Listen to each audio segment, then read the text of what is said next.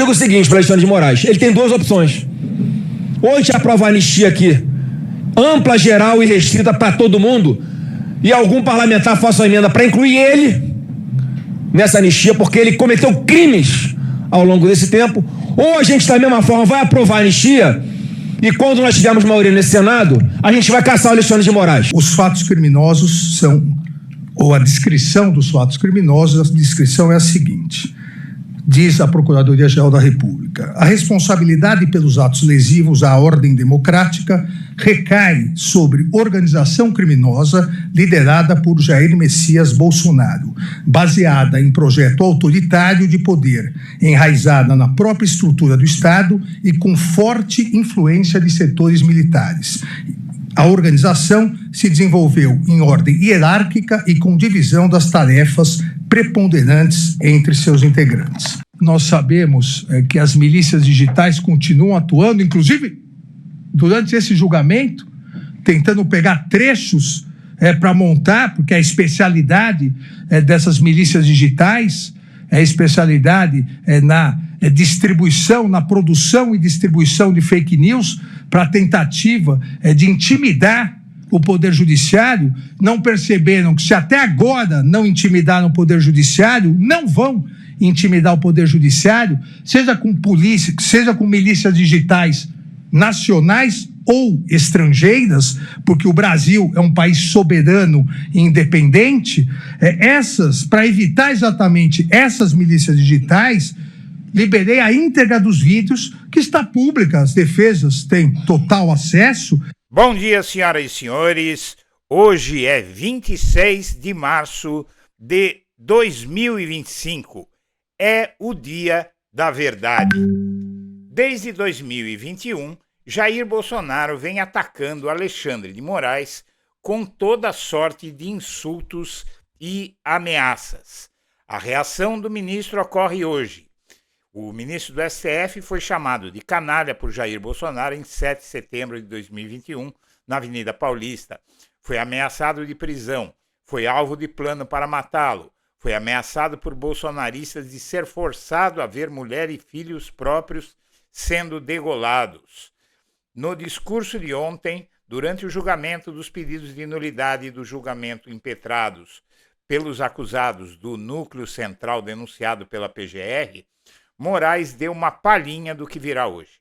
Chegou a hora de todas as mentiras do bolsonarismo serem descascadas uma a uma, como nós aqui do Blog da Cidadania dissemos que aconteceria. Ontem o canal voltou a fazer uma das raras lives que vem fazendo após parar de fazer lives diárias em 2022 para adotar um jornalismo mais objetivo e sem floreios.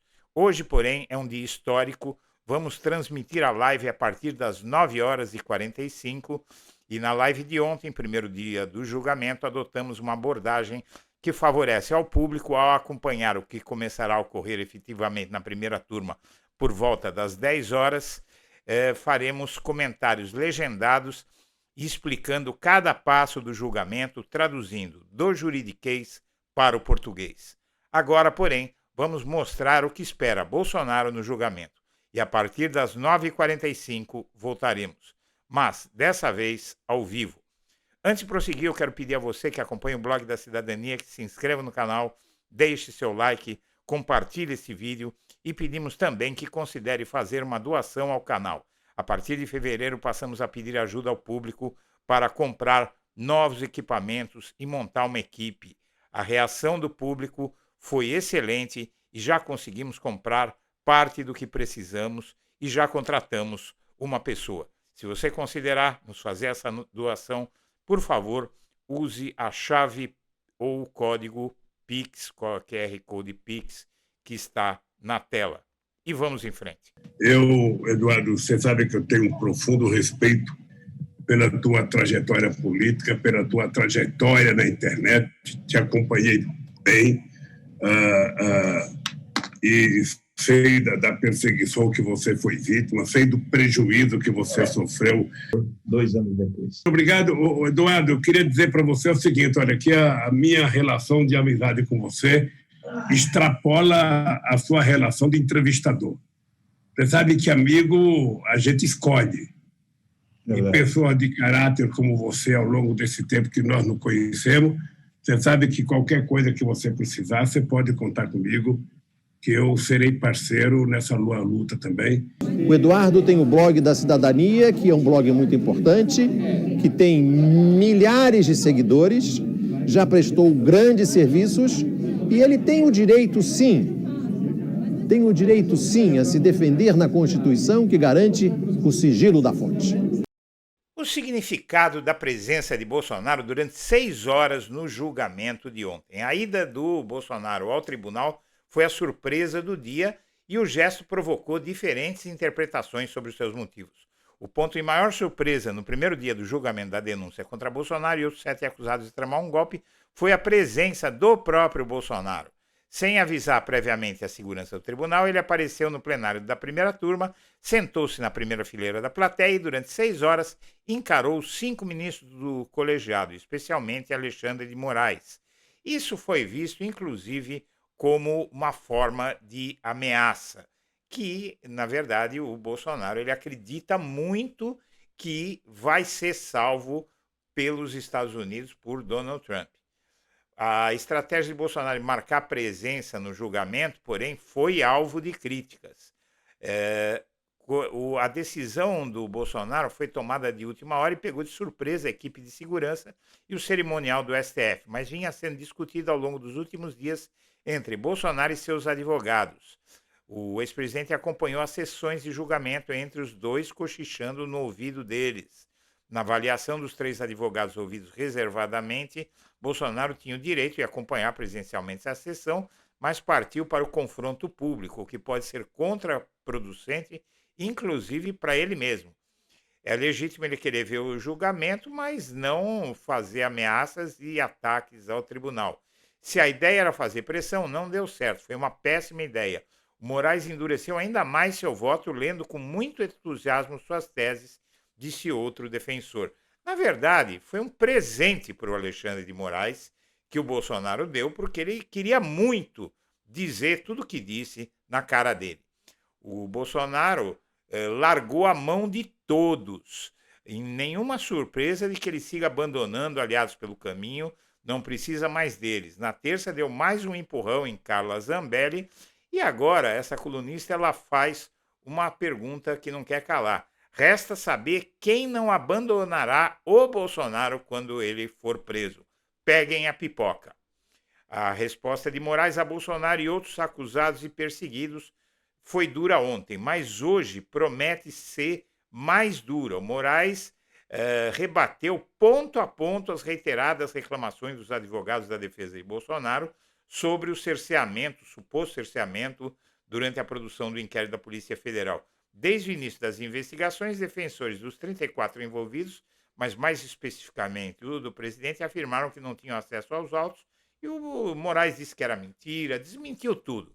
Não é? Todos desmentiram tudo. Ele foi acompanhado por todos os ministros. Mesmo o Luiz Fux, que deu uma matada no peito, não deve absolver o Bolsonaro e, inclusive, rebateu a nulidade de praticamente tudo, menos no que diz as nulidades pedidas pela defesa em praticamente tudo, menos sobre o julgamento ocorrer na primeira turma, que ele queria que fosse no plenário. O Bolsonaro pediu apoio internacional para evitar que o Brasil vire uma ditadura de esquerda. É uma coisa muito ridícula, porque todo mundo viu, juristas do mundo inteiro puderam acompanhar o que há contra ele e vão acompanhar muito mais hoje, e aí realmente nenhum apoio internacional há de vir. O que vai haver é muita crítica no mundo inteiro a ele. O Bolsonaro pediu esse apoio, inclusive, para o Trump. E o tribunal retoma o julgamento de Bolsonaro começando com o voto de Moraes, que promete ser mais duro que o de ontem e ir às minúcias da ação de Bolsonaro. Ele falou por cima, agora ele vai descer as minúcias do que Bolsonaro fez para ser condenado. A defesa de Bolsonaro tem argumentos rejeitados em primeiro dia do julgamento. Quais foram as rejeições? Impedimento dos magistrados, todos os ministros falaram, olha, nós já negamos impedimento dos magistrados 1.492 vezes para todos os réus que já tiveram os seus processos aceitos. A competência do STF, primeira turma, e juiz de garantias.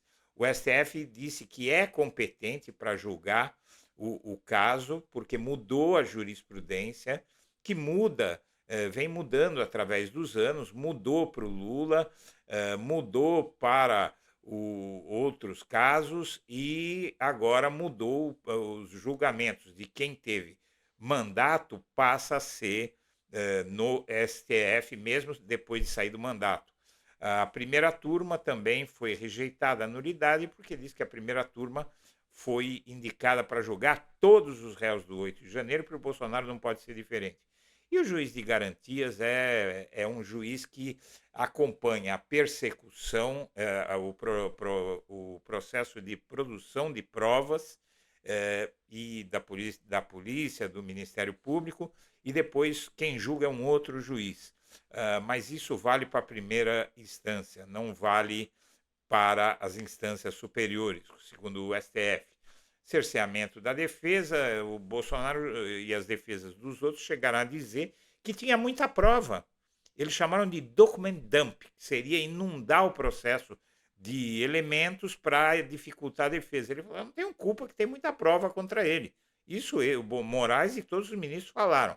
Colaboração premiada, disseram que o Mauro Cid foi acompanhado o tempo inteiro pelos advogados e eles queriam a anulação da delação do Cid porque ele mentiu para o STF.